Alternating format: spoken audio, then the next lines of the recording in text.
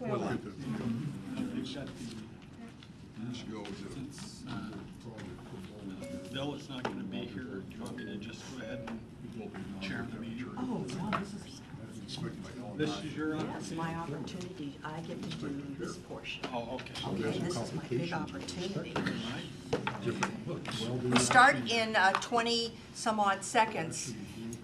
We have cupcakes here if anyone would like them. And I'm sorry they're not donuts. Doesn't council needs to decide who's running the meeting in the chair's, or in the deputy mayor's absence, I think. That's the way it's in your rules and procedures. Pardon, I didn't hear that, I'm sorry. I said council needs to determine who runs the meeting in the absence of the deputy mayor. It's in your rules and procedures. Oh, okay. I always thought it was in the rules that the senior member, it's not? I think it's up to the council to determine who that is. I think. Well, where's our little attorney? He would know. It might be the most senior member, and absent that, there's a decision made, but That's all we can ask when he gets here. Oh. He was here a few seconds ago. Rather than delay, please continue. Okay. Any disagreement? Oh, there you go. I'd like to call the July 22nd, 2019 study session call to order. And would you please help us with a call to, with roll call? Deputy Mayor Plaza, Excused? Councilmember Baggett, Excused? Councilmember Brown, Here? Councilmember DeCoursey, Here. Councilmember Holman, Here. Councilmember Trout Manuel, Here. Councilmember Wales. Here, thank you. Well, now, are there any agenda items for council discussion? Oh, no, announcements, reports, or presentations other than what's listed? Then we're going to go into our first item, which is the annual DOE report on the Boyne plume, and we have allocated 15 minutes for this presentation. So welcome, welcome. Hi, I'm Krista Kaluzis from the Department of Ecology, and this is Robin Harover. She's actually the site manager for Boeing Auburn. And our communications person is fabulous, and she wrote down a lot of stuff that I won't say all of it because we have 15 minutes. So, moving right along. One of the things that I think has been missing from previous presentations about Boeing Auburn is the whole story of how did the site get contaminated when you're building planes?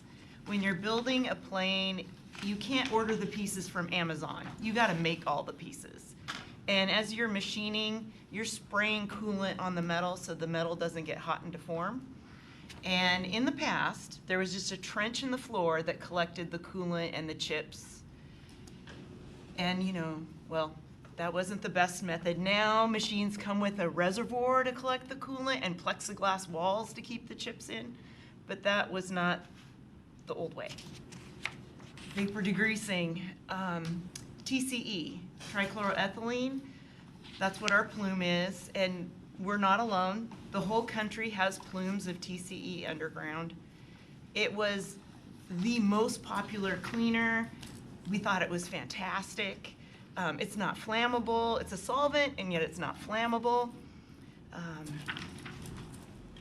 We didn't know it could cause cancer. We do know that now. What they would do is they would have a hole, and in the old days, it was just a concrete hole where you'd be boiling your TCE. And then you would dip your part into the cloud of TCE vapor. The cool thing about the vapor is there's no dirt in the vapor. All the dirt goes down into the liquid. You're distilling the TCE, so you're only dipping your part in the super clean vapor. Your parts came out perfectly clean and nearly dry. They loved it. I mean, I saw one of these at a Boeing plant in the 90s, and the guy acted like I was seeing God's gift to the world. I mean, seriously, they loved these. Another process that Boeing did in making airplanes, if you've heard of like galvanized metal, well, those metal processes are done to protect from corrosion or the weather or to make the metal stronger, tougher. And they do those in tank lines, like in the picture. They dip the parts in the first tank line, pull them out, dip them into the next tank, pull them out. And underneath that, underneath the tanks, you see the screen. Under that screen is like a big concrete swimming pool. And in the old days, they just let the waste sit in there, and there would be a big pool of waste. Now, the regulation is it can't be wet in there. So it's not, or it's called the tank, and then there's all the tank standards apply. So how did the contamination happen? Concrete cracks, and we've seen it every day. We see concrete cracks in the sidewalk. Well, all these liquid wastes made their way through the cracks, into the soil, through the soil, and into the groundwater, and over years became our plume. But, oh yes, please ask questions anytime. Councilmember Troutman. No, I think you've already said what it is, but could you refresh my mind what TCE is? It's trichloroethylene. It's 2 carbons double bonded together, and then there's 3 chlorines. And it's related to the solvent they use in dry cleaning, which is perchloroethylene. Same thing, only with fluorochlor. Okay, thank you. I remember now. And interrupting, this is for you guys. So, Boeing is a good actor. They follow the hazardous waste regulations. A lot of this contamination happened before we even had rules. So, you know, I don't want to make it sound like Boeing did something bad. Boeing built airplanes, and that was how you built them. Okay, bottom line is we've done a lot of studying of this plume, and we've studied the groundwater, the soil, the air in people's homes. People are not being exposed to unhealthy levels of these chemicals. But Boeing has to clean it up because that's what the law says. The plume appears stable, and we know that we have 300 wells watching this plume. The levels of TCE are either going down, they're staying the same, or it's non-detect. So that's all a really good sign. In this picture, the plume looks different, and that's because this is deeper. It's like if you spill coffee on your bed, the stain's really big on the bedspread and not so big on the sheets. Same thing here. We get down lower, there's less TCE. But what I really want to point out is the drinking water wells in blue, black, and green, the groundwater is moving away from those wells, which is a really good thing. So the drinking water is not at risk. And since your drinking water is safe, your garden produce is safe because it's being watered by either rain or your drinking water that comes out of your garden hose. And we've even tested water in, we call it yard water, because lack of a better name. The water in ditches, people's yards, all that tested safe also. So if your dog is drinking out of a puddle, it's fine. Okay, here's the big new news. The big new news. Because the groundwater at Auburn discharges to Mill Creek, Boeing has to meet the surface water quality criteria for their cleanup. And normally we clean up groundwater to the drinking water standard, which is 4 parts per billion for TCE. The surface water cleanup standard is 0.3 parts per billion, which is like 10 times stricter. And we told Boeing this on June 28th. And they have until Wednesday to tell us if they disagree with us, which we think it's likely that they might disagree with us. But they haven't said it yet, so we're thinking we've got the treatment standard done. Councilmember Brown, excuse me. Oh, yes. Hi, yeah, so the 0.3 parts per billion, are we able to measure that Yes, to that level? we can measure to that level. Okay. This diagram here shows the steps in the treatment process really well. I actually have a personal problem with this graphic because when you say we are here and you look at all this time we've spent on Boeing Auburn and you look at it and you go, we're on step 2. So I decided to have a new way to explain where we are, and I call it the pyramid method.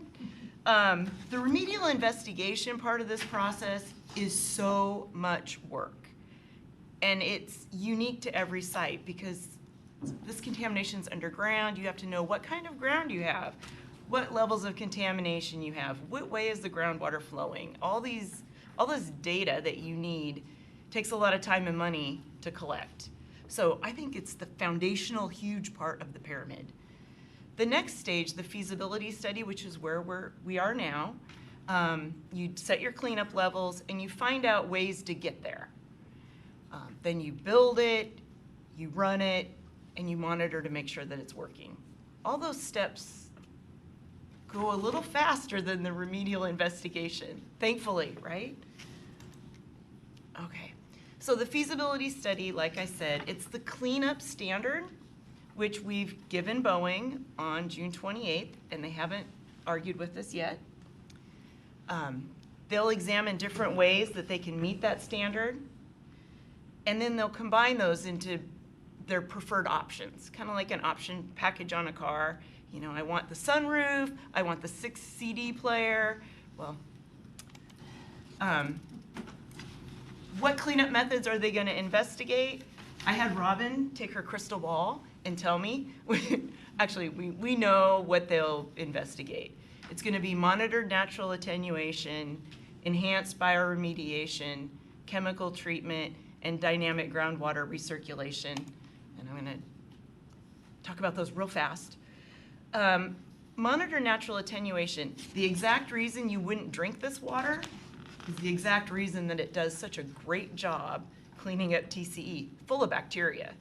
And there is a bacteria that eats TCE. We're learning from Mother Nature all the time. And monitor natural attenuation. Mother Nature does the heavy lifting, but we're watching. And we're watching at all those wells to make sure that that it's working, that contaminants aren't getting to the creek, and we don't have to intervene with something more active, which is like enhanced bioremediation. And this is where we take the bacteria that eat TCE and we put them right down a well where we've got high levels of TCE. We might also put food down there for the bacteria, and that's enhanced bioremediation. It's pretty easy. There's also chemical treatment. Now, bacteria are a living thing, so there's a living thing that eats TCE. There's also a chemical or two that reacts with the TCE and neutralizes it. So we could try that. We could put the chemicals down the well and have those react. One of the pilot tests used zero-valent iron, and we had good results neutralizing, or it's not really neutralizing, but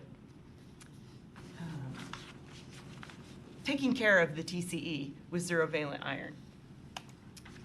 And dynamic groundwater recirculation, this is where you're pushing in clean water to a certain area that's dirty. And the reason that an area could stay as a hot spot, it has to do with the type of soil underground. If you have a big lump of clay that was soaking in TCE all this time, it's hard to wash that TCE out of the clay. It doesn't just come off like it comes off of a rock. So that clay will be emitting TCE for a while, and so we're going to start flushing it with dynamic groundwater recirculation and treating above ground. So like I said, the different cleanup options are packaged together. That'll be in the feasibility study. They'll study like restoration time frame and cost for all of the packages, and they'll recommend a package.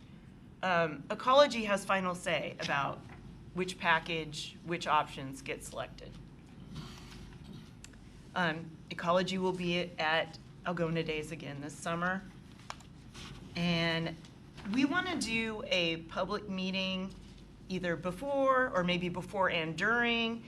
When we asked people for comments on the feasibility study in early 2020, we know that these different ways to clean up TCE could be pretty confusing. And we want to have a little workshop and explain what they are and what they do and how they do what they do.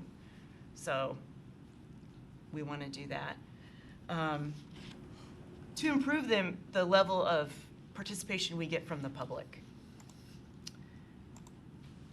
And it could use a new name, so any suggestions are welcome. Cleanup Options Workshop just isn't very exciting. This is our contact information. Contact us anytime. Yes? Councilmember DeCoursey? Thank you. Krista, you mentioned that Boeing has to meet the stricter criteria standard, and they're likely to not agree to that. So what are the next steps with Boeing if they have to comply with that standard and they say no? We go through a process that's all laid out in the agreed order called dispute resolution. And there's an informal one and a formal one. In our last dispute resolution, we hear Boeing's case, we discuss it with our section manager, and then we write a final decision letter, and we told Boeing you have to do it anyway. So, Thank you. you're welcome. Councilmember Trout Manuel? On this photo, Yes. okay, how long do you think it's going to take to keep flushing and trying to clean that? Since we've been working on this on 2 years, how much longer do you think?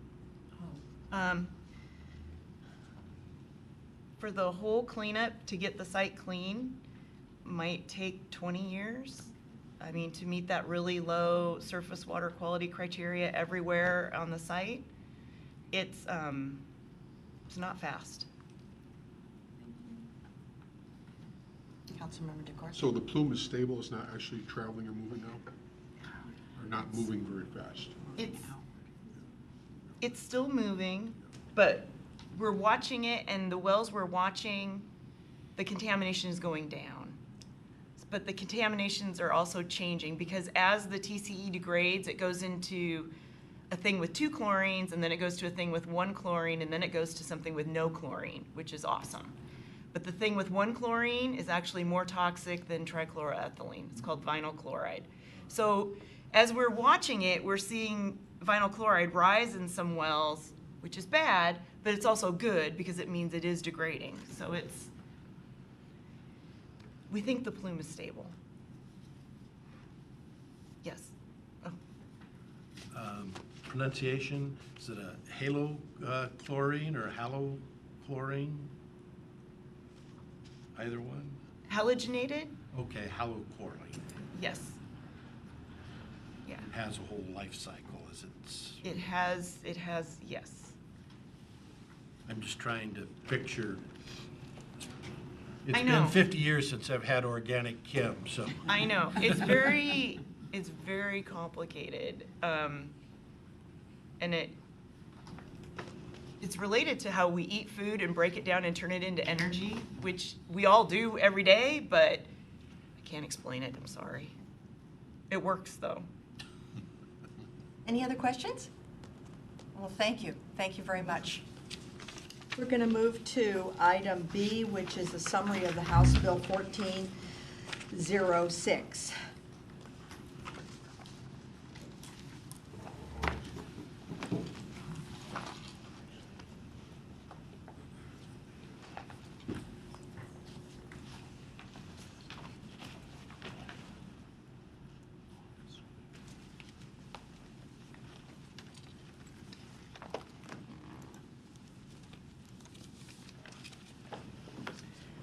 Good evening. Jeff Tate, Director of Community Development for the City of Auburn. And tonight in your packet is a summary of House Bill 1406. HB 1406 was passed by the state legislature this past legislative session. And it is a bill that focuses on providing local government with a tool for working on and moving forward affordable housing objectives. So in the packet, what I've included is a slideshow presentation that was provided by the Washington Low Income Housing Alliance back at the end of June to the South King Housing and Homelessness Partners meeting, the SCIP meeting in June.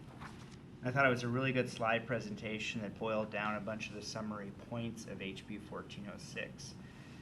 In a nutshell, what HB 1406 does is it allows a city, as well as counties, to capture a portion of sales tax that is collected in Olympia and provides that sales tax back to the city. So it is not a tax increase. It doesn't affect any tax rates. I think that's really important for everybody to understand that really what it is it's the state of Washington telling cities and the counties that here is an option for you to take advantage if you want to collect some of the sales tax that typically stays in Olympia. What the bill does is it really lays out two options. The first option is probably a fairly simple and straightforward option, and that's for the city council to adopt a resolution declaring intent to take advantage of this program. And the requirement from a timeline perspective would be for council to take an action by January of 2020. That you don't have to wait till January of 2020, but that's the furthest out. And then a follow-on ordinance that implements HB 1406 by July of 2020. So cities and counties basically have 1 year to work on this, and but also cities and counties are encouraged to move sooner and faster if there's comfort. The fairly simple and straightforward option provides a 0.0073% of state sales tax. For Auburn, that amounts to about $155,000 annually, based upon last year's figures. The more complex option is that a city or county is granted the authority to double that capture if it also adopts a qualifying local tax. So what that means is a city or county would have to adopt, say, like a housing levy or something like that, which is essentially putting a tax out to the voters of a community. So obviously that's a much more complex process. In many communities that's going to be a challenging process, or there may not be support, or there's a variety of reasons that a city may choose to move forward with that or not move forward with that option. But obviously doubling the capture doubles that annual amount to about $310,000. When capturing that sales tax, the local municipality is essentially allowed to use that money on capital development, like building housing. Is also allowed to use the money on operations and maintenance of housing, existing housing or new housing. That is a significant cost, even with new housing, to have an O&M budget to support it. Cities and counties also have the option of using the program for providing some rental assistance as well, if the city is less than 100,000 in population. So there's a variety of different things that you could do with that kind of funding. Something else that's fairly powerful is that a municipality can bond against that money and bond against and use the future payments to pay back bonds. So it really provides a city with, it's not going to solve affordable housing issues in this community or any other community, but it's a contribution. And I'll say, from my own perspective, we don't often see that we get this kind of contribution or tool made available to us from the state legislature. Yes. Is so it's kind of categorical funding in that it has to be spent on those items, Right. and you can accrue it over years? Yes. And one of the things that I think is attractive as well to consider is the ability of communities to pool money. And it's really timely, I think, for Auburn and other cities that are participants of SCIP to have a conversation like that. Do you take 9 cities and start looking at how you leverage those dollars with each other? Because we've looked at the numbers, and the 9 cities of SCIP would generate $1 million a year. So you start thinking about what $1 million is. This is a 20-year program. It does sunset, but you think that it's at least $20 million of captured revenue over that time frame.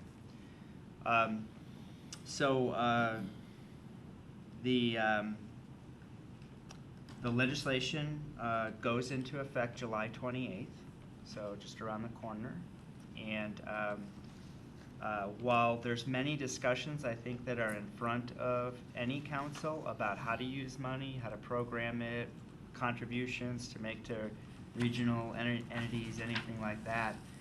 One of the things that I think we're hoping to gauge council's temperature on whether it's a good idea to bring forward a resolution of intent. A resolution of intent, if we brought that forward to city council, is not a binding action. It's a declaration of intent. And so if going through the process and the discussions, it turns out, and I have yet to figure out what the catch would be, but if it turns out that this city council decides it's not a good program, not something good to take advantage of in their community, there's a way out before you adopt a formal ordinance. Likewise, if city council was really excited about this option, you could package the resolution and the ordinance together and move faster. And the faster you move, the earlier you start actually bringing the revenue into your community. So we've analyzed the legislation. We've had conversations with our SCIP members. We've had conversations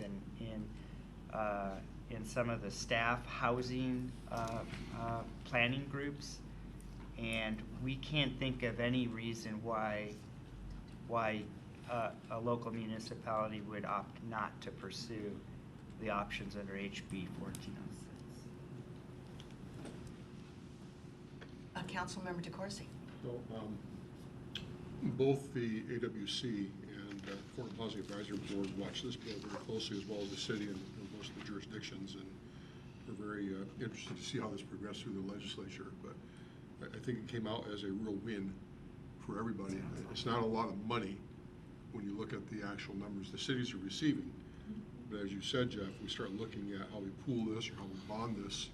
It could bring some great resources into the city to do some fantastic things, and it could be allowing us for years to come to be able to at least put some supplemental measures in place to support affordable housing across the board. Now, you mentioned this, they were talking at one point just going to 50% or under area median income, or 80 and under.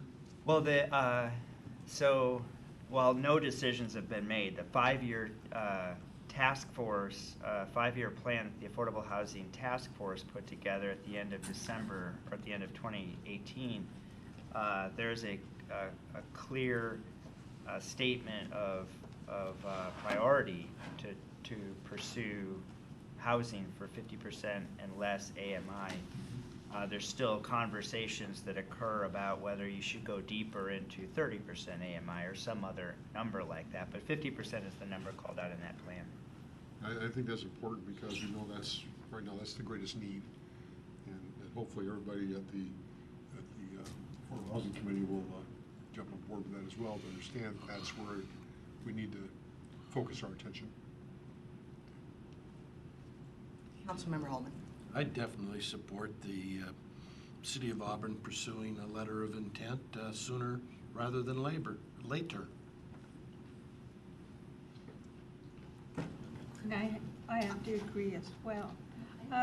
Could you tell me what the top portion on this graph, the top portions? Page 39 is what Councilmember Trump-Manuel is looking at.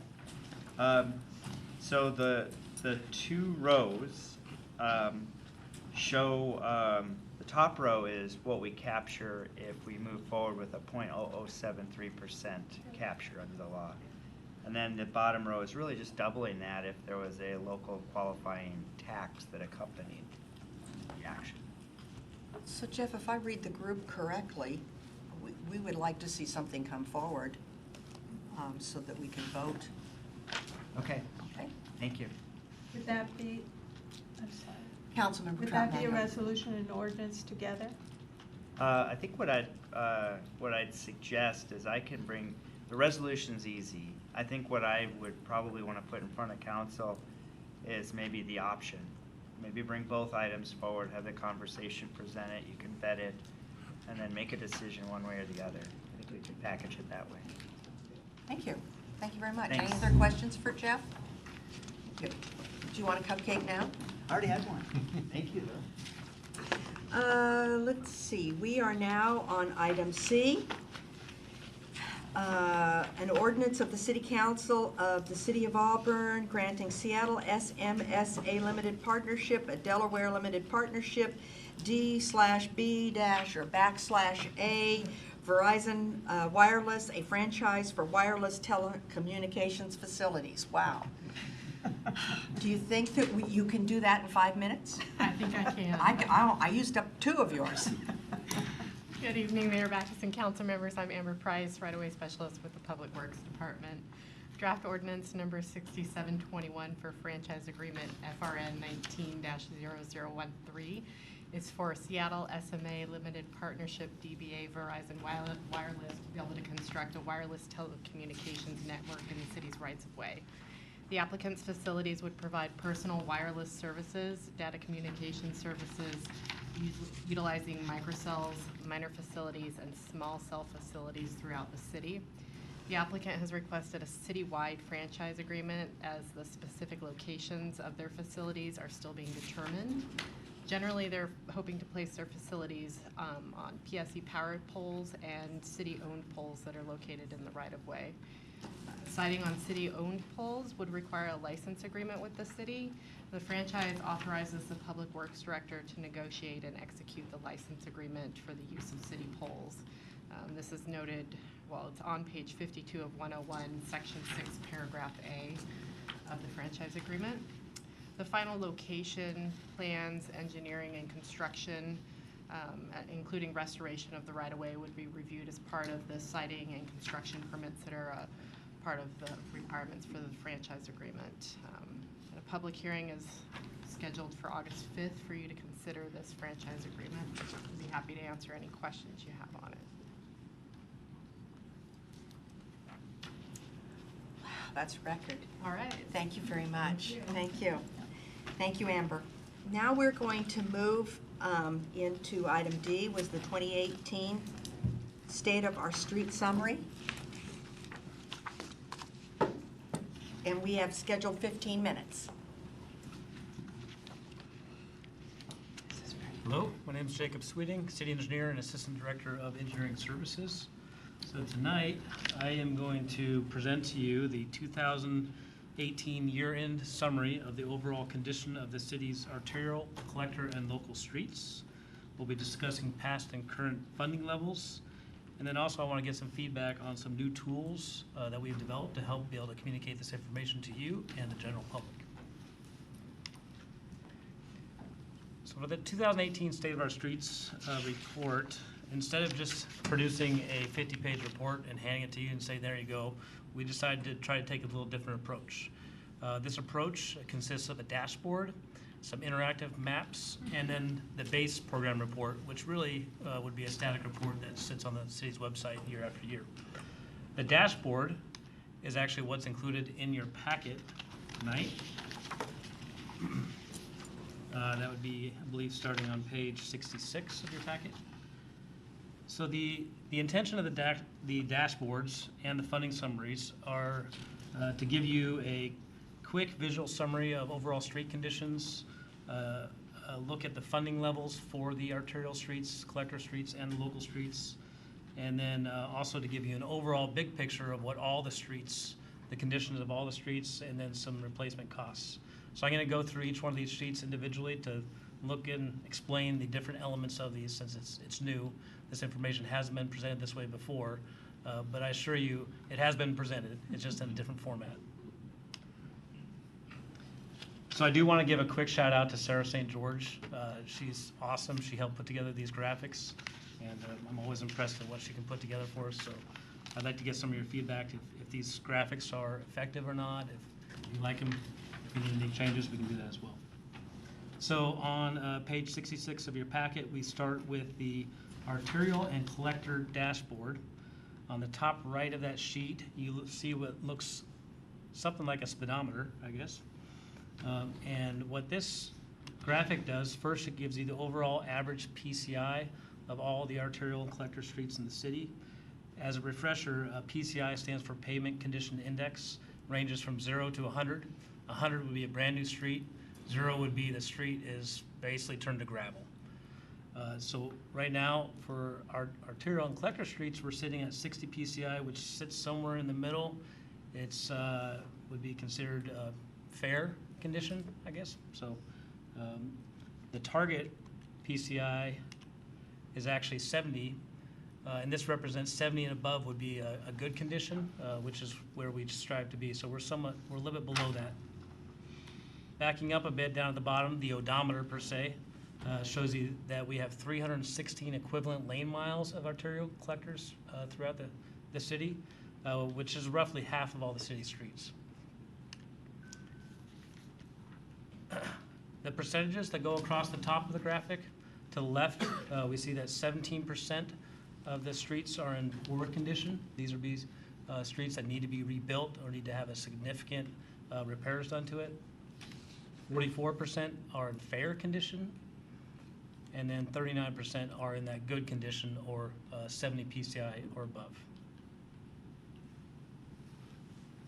Are there any questions on this graphic before I move? Councilmember Trout Manuel. On the 17%, are those already on our are Chip. they on their, yeah, Tip. on our Tip. Tip? On the tip? Not necessarily. So generally, the 17% would represent roads that need to be fully rebuilt. And for an arterial or a collector street, that's usually going to have to be funded by a grant. If we've been awarded the grant, then we will add it to the tip. But besides that, the tip does include the annual programs for the arterial street preservation program, which year after year we look to see which of those streets we may be able to include. But generally, those 17%, they're very expensive to rebuild. We've done some in the last few years because we've had some additional funding come in. B Street reconstruction project was one of those. But currently, there's not any of those that are standing alone on our tip by So themselves. is the 4th Street in that 17%? She's asking on behalf of Bill Pelosa. Yes, I am, thank you. So definitely 4th Street sits in that 17%. It's one of the roads that does need to be rebuilt. Okay, thank you. Councilmember DeCoursey. So, looking at the 2019, 2020, 2021 projection for the work to be done, can you give us, Jake, a little bit of an idea where we may wind up in the PCI with those 3 coming years? I Is it going could. to change much, or? Yes, and in fact, as we go to the funding portion, the bottom portion of that, maybe I can explain a little bit of Okay, that. that's fine. Hopefully I answer that question. That's good. So moving to the bottom portion of that same sheet is a chart that shows funding levels, and on top of those funding levels are the yellow dots that represent the PCIs. So for 2018, once again, the year-end average PCI for the arterial and collectors was 60, compared to the year before it was 61, compared to 2013, which was 55. So we've seen some increase over from 2013 to 2018, and I think that's really due to those years where we had, in 2017, we had over $5 million between grants and program funds. So we've seen some improvement, but we haven't seen that we've reached that 70 PCI yet. On the same chart, we see in 2018, we had a total funding of $3.5 million. That consisted of $2.75 million of city funds and $750,000 of grant funds. So this chart shows year by year the investments made in the arterial and collector streets and then the resultant PCI. Now to answer your question, hopefully, we do have a software package that uses analysis to predict what the PCI response will be. And for the arterial collectors, I actually ran an analysis that showed if we, over this 9 years shown in the chart, we have an average of $2.8 million per year. If we continue that for the next 5 years, unfortunately, our PCI would start to drop. And we actually show that we would get down to about a 50 PCI over the next 5 years if we maintained at $2.8 million. So the average funding we have here is not enough to get us to 70, and in fact, our analysis currently indicates that we would see a decline. Now, 50 PCI is not good.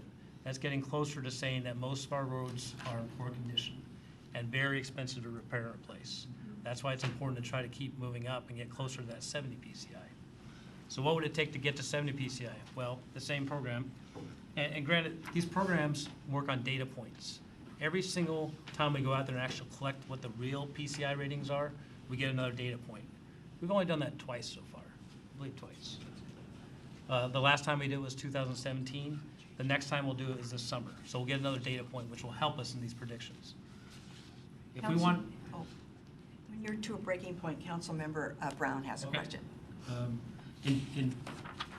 If we wanted to get to 70 PCI in 2 years, for the arterial collectors, it'd be about $28 million. If we wanted to get there in 10 years, it'd be about $68 million, which would be about $7 million per year. It gives you an idea of what it takes to really get up to those levels. And that's because the cost of rebuilding some of these arterials that are in really poor condition is very, very expensive. And I'll cover that in the next slide. Yes? I was just curious, looking at the chart, the years 2014 and 16, what happened those years that brought us so far below, and how do we keep that from happening again? Well, so the funding, the city funding for this program is from a 1% utility tax. So that does vary year by year. Those 2 particular years, I'm not exactly sure what caused that. Are you? They were actually, the bids were delayed to the following year, so while we bid projects that year, they didn't complete and spend the bulk of their money until the following year. And that's why 217 it looks so good. Right. Councilmember Holman. Before we move off this slide, I'd like people to take a look at how successful the City of Auburn and its staff has been in getting grant money to augment city funds in doing our roads. I've attended PSRC meetings with our city engineers, help Ingrid in procuring these funds, and we're as successful, if not more successful, than our surrounding cities. So any dollar we get from a grant is one that doesn't have to come out of City of Auburn coffers. So that's a great record. And that actually leads me to my next point. So right now, so this is showing that we have grant funds through 2021, the last one being $750,000, which is going into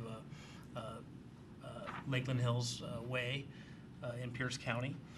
Beyond 2021, we don't have any grants awarded currently. And like you said, this program relies heavily on those grants. We're currently applying for a grant through the Transportation Improvement Board that would replace and rebuild 2nd Street between A Street and Auburn Way, which is definitely another one of the streets that's very much needed. Shorter streets, so a little more affordable within the range of what TIB may fund. So we're applying for that next month. If we get the funds, it'd be something that would be potentially under construction in 2021. Then the next time we apply for grants would be next spring. We'd go to PSRC and we'd be applying for grants that would then would fund projects in 2023 and 2024.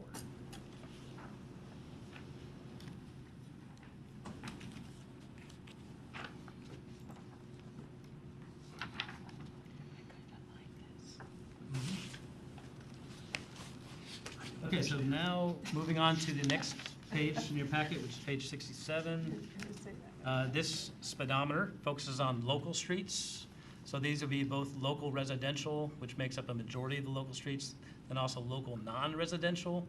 An example of that would be, say, 8th Street Southeast over by Longhorn. It's actually a local road, but it's a non-residential local road. But most of these are those residential streets that you think of. Average PCI, 75. It's a great PCI score. It's 5 ticks above our 70 that we shoot for. This is reflected of in years past having some great funding that was provided by the construction sales tax and some good bids and some efficient work. Equivalent lane miles, 311, so roughly the same as the arterial and collectors combined. The target's 70 PCI. So 6% in poor condition, on the local streets, 20% in fair, and then 74% are at target or above. So things seem to be tracking pretty well for the local streets. Is there any questions on the overall condition of the local streets? Councilmember Just a Troutman. statement. I went to a girlfriend's house over the weekend, and they live up on 297th and up there on the West Hill. And I noticed that all of the roads have been paved. So when I got to their house, they had several neighbors there for the barbecue, and they go, "Mrs. Trout, do we have to thank you for having our roads all paved?" And I go, "No, I don't have that kind of pull. I'm sorry, you probably were already on the tip for that." So they thank you for getting to their streets. Well, certainly, I mean, it's funding decisions that are key for the council to make sure that we can continue the programs. It's $. So as far as funding goes, once again, this chart shows the 75 PCI in 2018, up from 67 in 2013. So the investment has been paying off, and it looks like we've been able to reach up above the 70, and we did see a slight dip from 77 to 75. There could be a couple reasons for that. One, as I mentioned, in 2018, this is an estimated PCI. It's not an actual. And we're going to be going out there and collecting it soon to see how close we are on this target. But within a couple points, it's probably within the margin of error of estimating. So we'll find out soon. Or it could be that maybe additional funding is needed to really sustain such a high level of a PCI. We won't know until we collect more data. So in 2018, we were funded at $2.75 million. And this is all red, meaning it's all city funds. There aren't grants out there that would fund local streets, so this is purely a local investment. One thing to note on here is that from 2013 to 2019, the local streets were funded by the construction sales tax. And for that reason, we had some good years where we had a large amount of the construction sales tax come in. And often it was above what we budgeted, so we were able to do additional streets. And starting in 2019 and 2020, instead of the construction sales tax, this program is funded by a combination of the fund balance within the fund because of those good years and the remaining funds, as well as real estate excise tax. In 2021, there's $1.65 million shown on this graph, but in our capital facilities plan, that's currently not shown as having a designated source. There has not been a source of that funding identified yet for 2021 and beyond.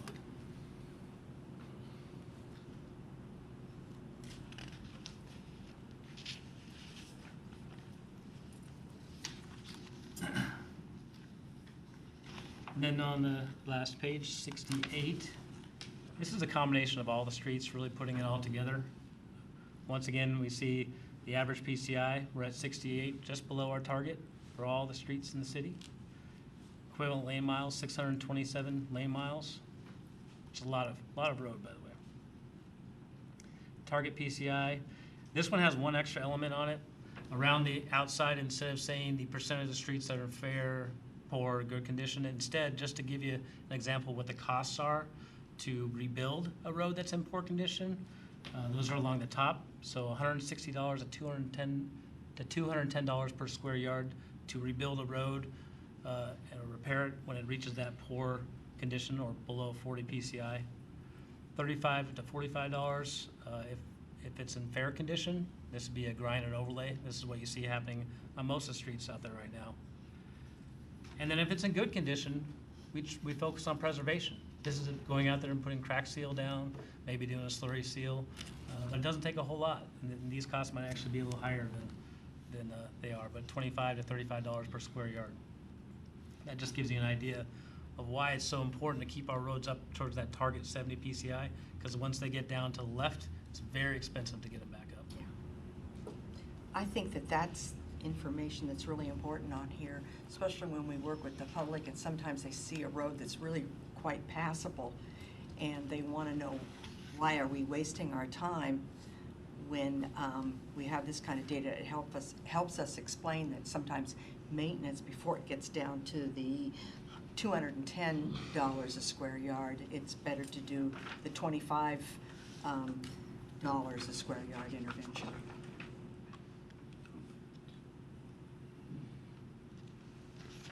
Councilmember DeCoursey. First of all, Jake, this is fantastic. I mean, the dashboards are excellent and for everybody. I mean, the visuals are wonderful for that. When we had our road projects ad hoc committee, we were looking at a funding gap. I believe it was like $137 million or somewhere around that figure. Has that changed any since we had that committee, or are we kind of up and down, or do we know what's going on there? So I can probably answer. In that committee, what we were talking about was the funding gap in the TIP. So Yes. the TIP was shown as a $200 million funding, and we had around 30% of that funding, I think, identified.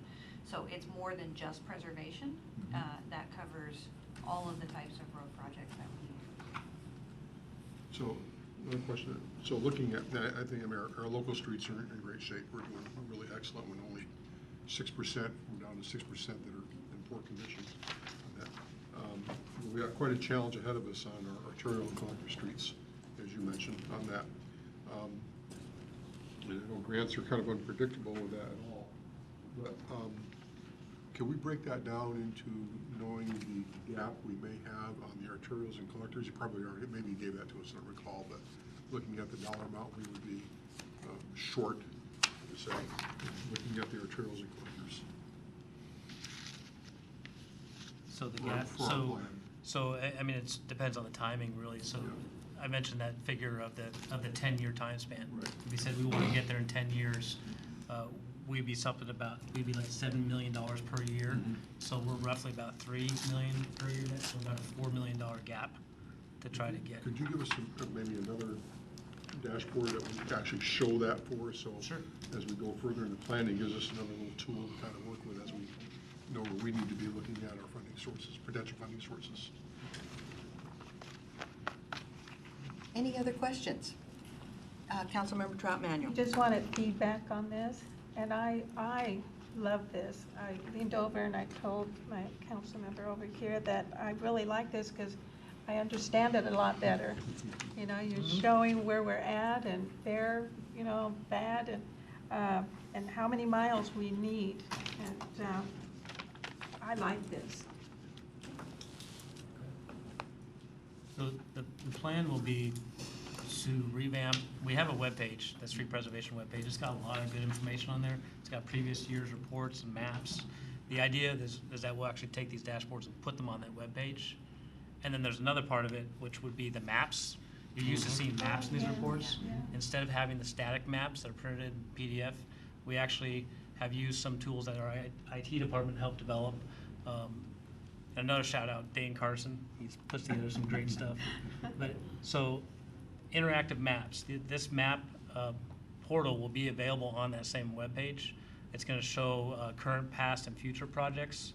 It'll provide some project summary information. It'll be a lot like what you see on the capital projects map, where it's interactive, and you can also print a report that has a summary of all the projects. So we're working on doing that same thing for the street preservation projects specifically, because they're so important, and we know that there are some funding issues that we need to start talking about, or continue talking about, I should say.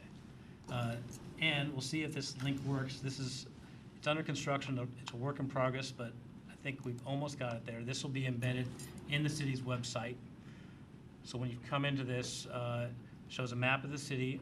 All the little orange marks there are street preservation projects, past and present. You can run a filter up here to change. You know, I would just want to look at projects that are starting construction in 18, 19, 20, 21, or 22. Or you can say, I want to look at all the projects that are in construction right now. Click on that. It shows you all the preservation projects under construction. There's a summary over on the left-hand side. If you click the summary, it's going to highlight the project. Oh, sweet. All right. Highlight the project. Show you where it's at and give you more details about the budget, the schedule, the project manager. If you want to contact the project manager, ask some questions, it's all right there. So this The idea is to go with this interactive map rather than printing off the PDF maps that a lot of times become obsolete right when they come off the printer. So this will be more up to date and hopefully easier to use.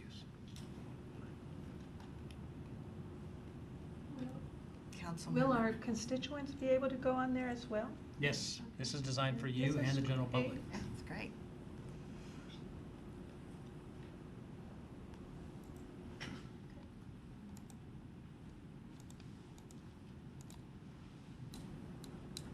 And then the last part, the third part, will be the report.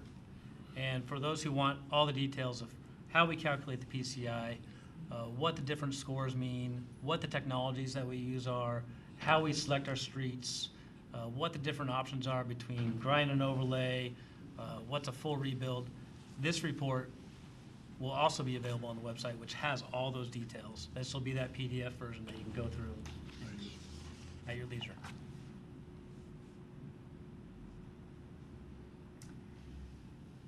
That's really it. Just looking for feedback, which I've already gotten. I appreciate that. Excellent. And, Yeah. There you go. Sweet. we'll continue looking for efficiencies and a way to communicate what the needs are, and then also looking for those sustainable funding sources. And you keep the funding coming, and we'll keep doing the roads the best we can in an efficient way. Thank you. And thank you. Okay, I'm going to turn the meeting over to Councilmember Brown. Thank you very much. Next up, under the category of municipal services discussion items, we have the animal control update. So we'd love to invite up animal control officers Peckham and Cataneo. All right. Afraid I was going to mess that up. Thank you for being here tonight. Good evening, council members. Good evening, Mayor, and everyone else. Thank you for having us. We are pleased to be here. I actually need to take some notes on that presentation because that was very well put out. So I will be looking in the future here. I like those grids too. They were very cool. So we're gonna have a year in review here for you guys.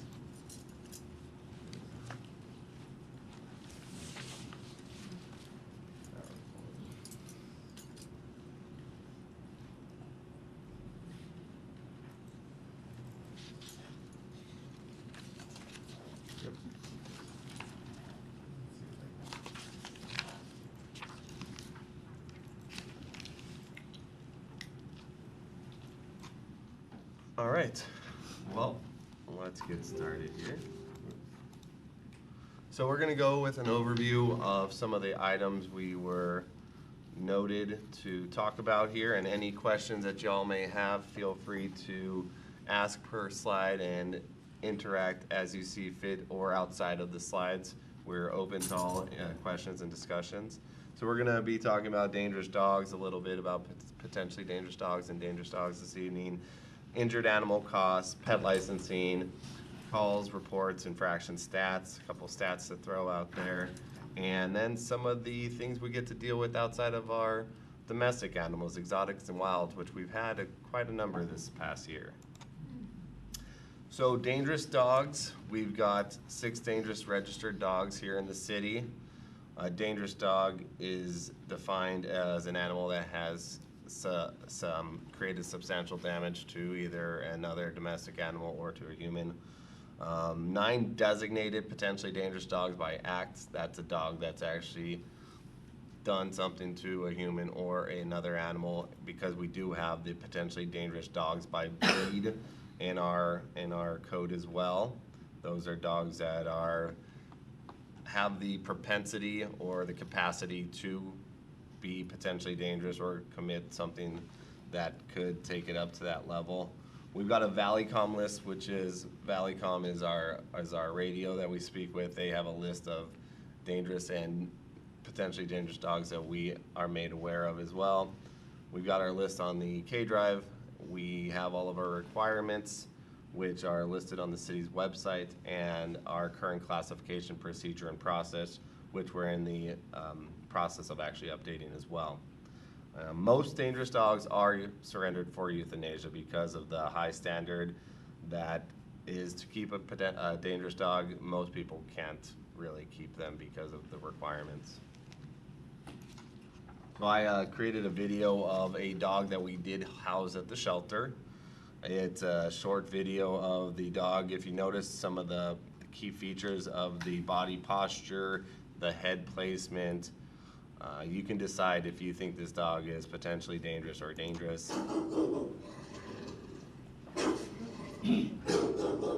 Notice he's wagging his tail, so that's the type of dog you would like to pet. He maintains a full frontal position with his interactor. Fixated on my hand at this point. He's a dog that would bite if there was not a cage between us. His pupils, if you notice in the beginning, are fully dilated. They're just absolutely full arousal at this point, and the tail wag is more of a wafting than wafting his scent, his machismo, as it were, rather than saying that he's a friendly dog to interact with.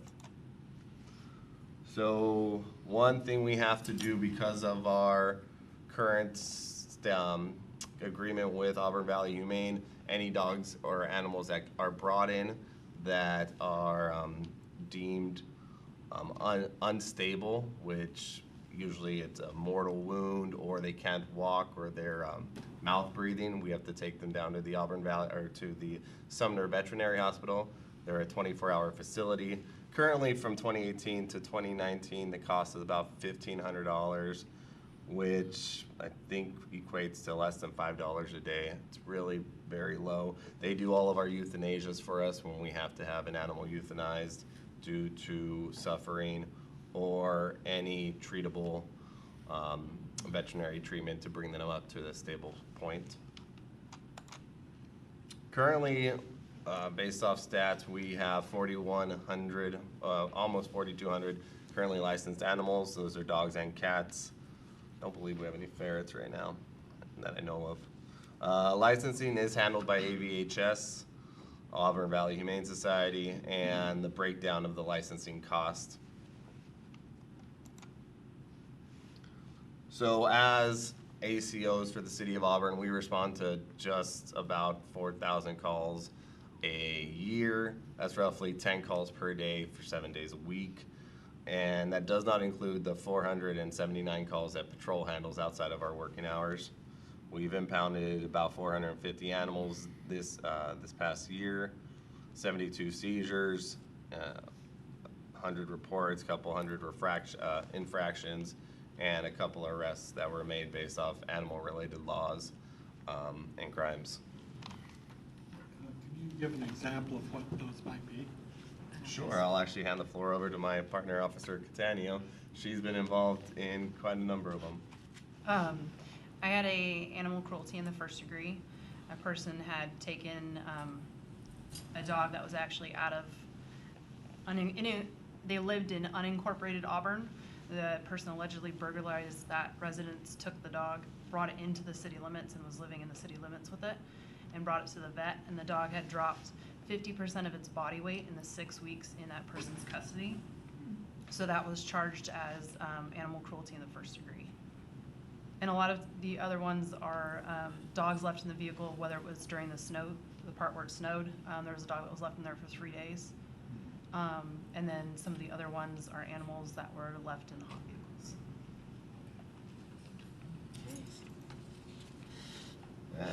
And strays, we've got 286 dogs and cats, pocket pets, others, chickens, birds, and they're held at other locations. AVHS currently is able to house dogs and cats for us, some pocket pets, and anything else that we come across, we have to find alternative housing for them. So we have resourced a couple of locations that are able to help us with that. Quick question, if I may. Yes. What's a pocket pet? Little mouse. Hamster, Oh. guinea pig, Okay. kind of, yeah, the name implies you can fit it in your pocket. So AVHS will take our fluffies, essentially, anything that's not a furry or is livestock, because this city allows you to pretty much have anything. from cows, horses, anything like that. But there wasn't anything set up until like the last year. We're like, oh, well, now we have a peacock in the city and AVHS won't take it, so what do we do? Luckily, Mary Olson Farms is able to take some of our poultry for us, but then we have a not yet official agreement with E&K, but it's on its way to getting signed, hopefully, for horses or anything else like that that we might take in. And then we'll wait and see when we get a snake.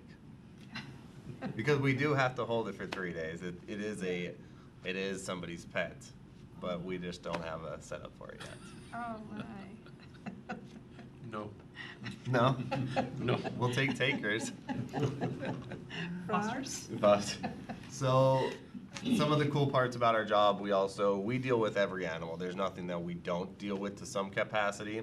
So within that respect, we've got in quite a number of exotics and wilds this past year. Owls, raptors, hundreds of opossums and raccoons, exotic pheasants, Lady Amherst pheasant, and I had a different type of pheasant. They were really beautiful. Don't know where they showed up from, but we caught them and we held them and then adopted them out. Parrots, parakeets, turtles, frogs. Helped somebody snag an iguana out of a tree the other day, like this long. Oh. Crows, countless ducklings and goslings. Those are the ones we get requested by people to make sure we stop by and show them off before we get them out. Luckily, both Officer Catania and I have resources where we can take them to rehabilitation centers so that we could try to make sure that either they can get imprinted on a new mother, or if it's a broken wing, that they could possibly have a future, whether it's in the wild or in captivity. Or if they are legitimately suffering, we have resources to help them with that as well. But fortunately, we've expanded our resources quite robustly within that realm. That's the Lady Amherst pheasant that Officer Catania caught. You guys have some information there as to her extensive experience, and I'm very fortunate to have her with me. I tell her that every day. She's quite amazing. Catch a pheasant. Carefully. Yeah. They're so darn fast. Well, we've got some great tools. The department, we're lucky that they listen to our expertise and the tools that we need. And we've got a 20-foot bird net that we can catch the pheasants with. Okay. So if you see us running down the streets of Auburn with the net about this big, that is one of our tools. We caught the peacocks with them as well, along with any other resources that we find that we need there. It's a beautiful bird. And that is not a pit bull, that is a Italian Mastiff. Oh, wow. What's it? They do, side by side, they're quite different. They're called a Cane Corso Italiano, or Cane Corso as Americans say. Side by side, completely different. From a glance, they could appear the same, especially with the cropped ears.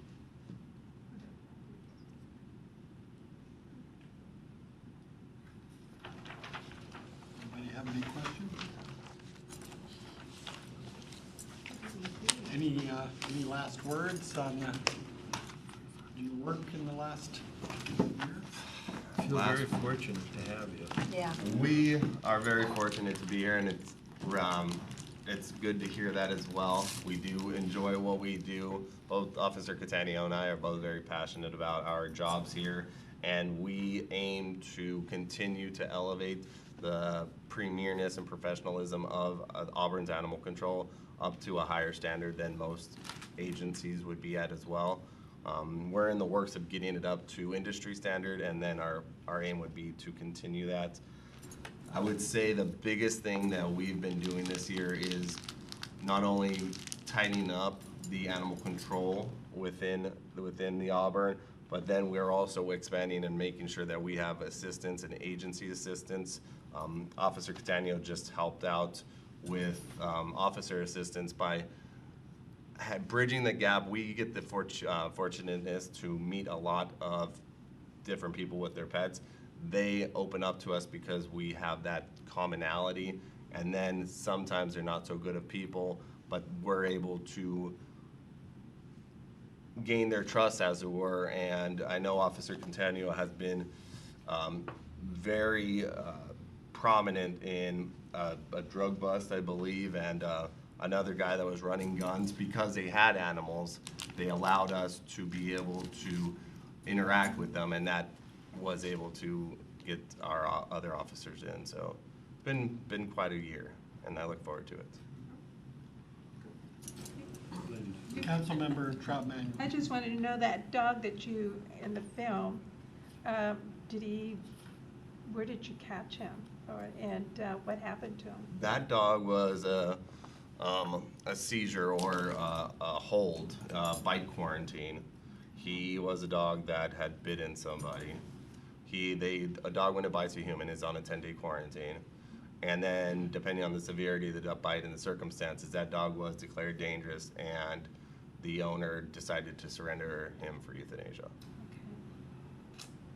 Because go ahead, I'm sorry. Well, I've always been told that when their tail's wagging, they're happy. It's a state of arousal. It doesn't necessarily mean, you have to look at the totality of like the pet. So what is their face saying? So if their face is saying something else, they're definitely not being friendly. Tail up is a state of arousal. Is it a low tail wag? They're nervous. Medium, they're kind of like happy. So, yeah, up is bad. Okay. So, freezing is really bad. Yeah, when so they're not moving. when dog behavior, which we both have extensive knowledge about, you take into account the tail carry, the body posture. Is it loose and wiggly? You want to see something that's really loose and wiggly. Head carry, ears back or forward. Are the eyes, do they look scared, like the white of their eyes? They're probably scared. Or are they fixated? They don't want to be fixated. Are they doing a body curl where they like lean into you and curl their body? Or are they staying frontal the whole time? Are they stiff, like Officer Catania was saying? Or are they, just going about their business? So you take in every little piece, because not every piece is a telling sign. You have to take in all of it to make your conclusion about what their predictability will be. Councilmember Holman. You get many mutual aid requests. We've gotten a mutual aid request from who was that? It was the Department of Firearms and something or other for cockfighting rings. So if we deal with cockfighting and rings, the Gambling Commission, thank you, the Gambling Commission. So cockfighting rings, dogfighting rings, if they're in or about Auburn or suspected, we do get requested with that. And We're just contacted by King County that wants to start a community animal response team, which is CART. So if an emergency happens, we would come together as a group. So it'd probably be all the neighboring agencies to be able to respond to assist. Yes. Do you have ride-alongs? Your We do. ride-alongs? You do? we do, and we highly recommend it. Oh, that would be scary. You get the iguana. You get the pocket pet. That's appropriate. A snake.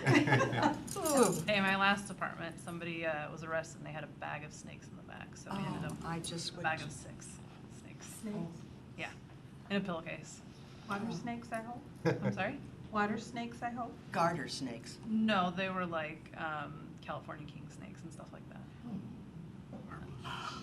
Are they? Okay. Any other questions?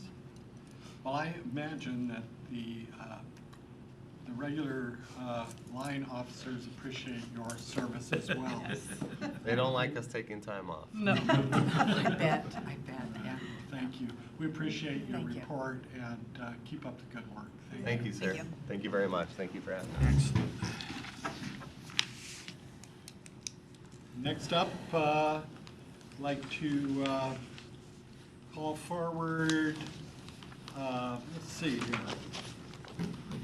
Who is it that's on resolution? Oh, yes, sir. Chief Rebellion. How are you? Good. Good. Thank you for being here and look forward to hearing about resolution 5445. So I'm Mark Collier, I'm the Assistant Chief of Police here. Resolution 5445 is to replace the current interlocal agreement that we have with the Tahoma Narcotics Enforcement Team, or TNET, as we like to say. We've been part of TNET since 1986, when it was first founded. The agreement has been modified several times over that with MOUs, amendments regarding salaries, things like that. But there are certain things that came up recently in Pierce County that the whole agreement needed to be updated at one time. And so this agreement itself has been agreed upon by all the chiefs of police, the lead attorneys for each participating agency, and WCIA has all validated the agreement.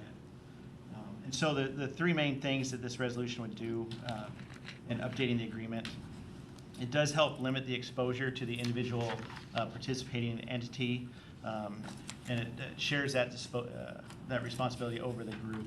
If you remember, about a year ago, a little bit more, Lakewood, as part of the Metro SWAT team, had a large judgment individually against the agency.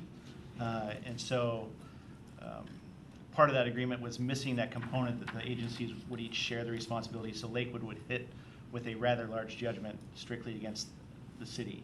And so this interlocal helps clarify that position among the agencies that are participating in this.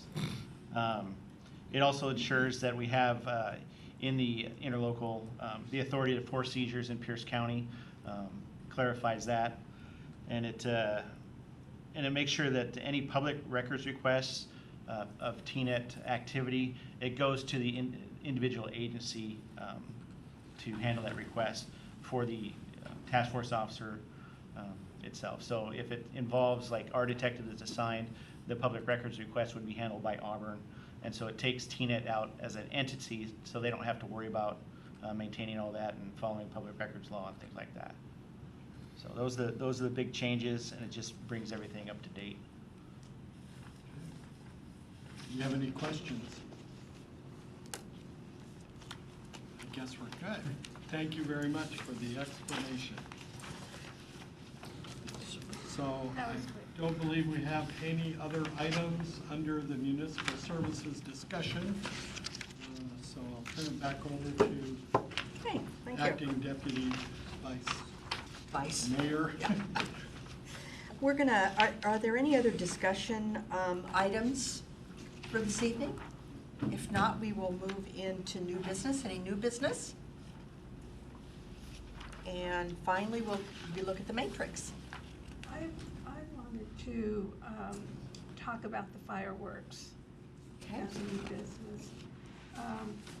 This year, it was it was more severe than the past years up there on the hill.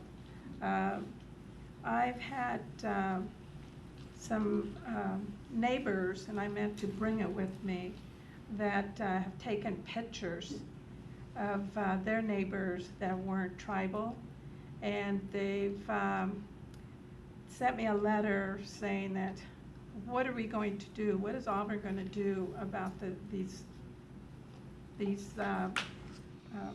fireworks that go up and go boom? And that they called the police, and they didn't see no police action up there.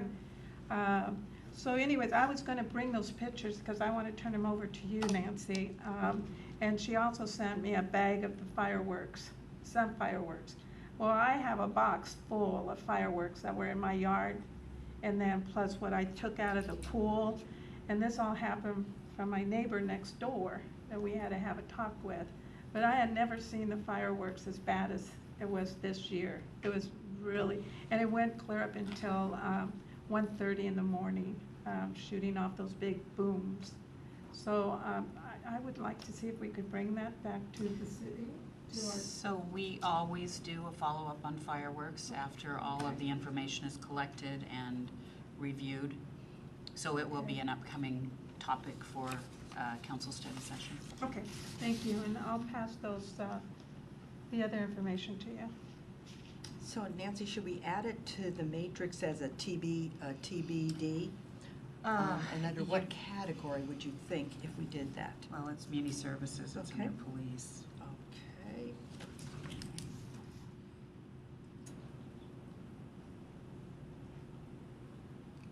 Other items that people would like to see, everyone feels comfortable, kind of a consensus that 4th of July, though it's automatically Nancy says reported anyway be added to the matrix. Okay? With the TBD. Other items? Yes. I'd like to add Vision 2050 to the matrix, PSRC. It's probably going to go under finance because it has a major impact on our ability to get transportation grants. And if you put that under finance, we've got some, or I've got some things I can bring to the discussion on what's happening at PSRC, reference Vision 2050, the update. Everyone feels pretty comfortable with adding that to the agenda. It interacts with Right. transportation of Claude and it just It could be a general topic. a general topic. Good. Either way, however the council wants to handle it. But Other items for the, Claude, do you have anything? No, just the ones that are already on there, and what we had last time is just still a TBD until we get more information. Okay. Yeah. Larry, anything you'd like to see? I think we're good. Okay. Okay.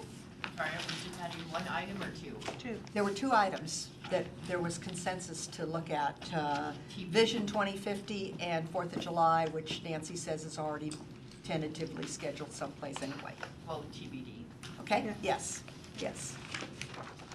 Anything else for the good of the order? Okay, then the meeting's guess- oh, yes. Just one quick, Yes. go to the order. I invite any members of our council here to my first Washington State Labor Council convention this week at the Doubletree. Thursday, Friday. I don't think you want to come Saturday because we're dealing with resolutions. But anyway, you'd be welcome. Let me know if you want to attend, and I'll have a guest pass there for you. And we're pretty excited. We're going to have 400 labor activists from across the state, and we're setting a record with the number of people going to be in attendance, we hope. And Richard Trumka, president of the AFL-CIO, is going to be there for us. We're going to have Attorney General Bob Ferguson, Dale Constantine, our King County executive, and State Lands Commissioner Hillary Franz. They have something in common. I'm not sure what it is, but they're all going to be there. And then Governor Inslee should be dropping by as well. So anyway, I'm just excited about having our first state convention since I took office. So is there a way we can contact you so we don't become spam? Yes. Just Wait a call minute. Washington State Labor Council. Okay. Okay. I have one Yes. thing. Yes. I just want us all to say happy birthday to Ms. Wells. She just celebrated 15 years. I'm just teasing you. 15 I just years like to old. say happy birthday. Thank you very much, thank you. And happy birthday to your wife. Thank you. Oh, that's right. Yeah, we're the same year, same day, same 2 hours everything. difference between the two. Yeah, yeah. Fry your bacon. And I'll fry my Fry bacon. your I'm bacon. gonna go home and have a bacon and tomato sandwich. Thank you very much, and the meeting's adjourned. no, we don't.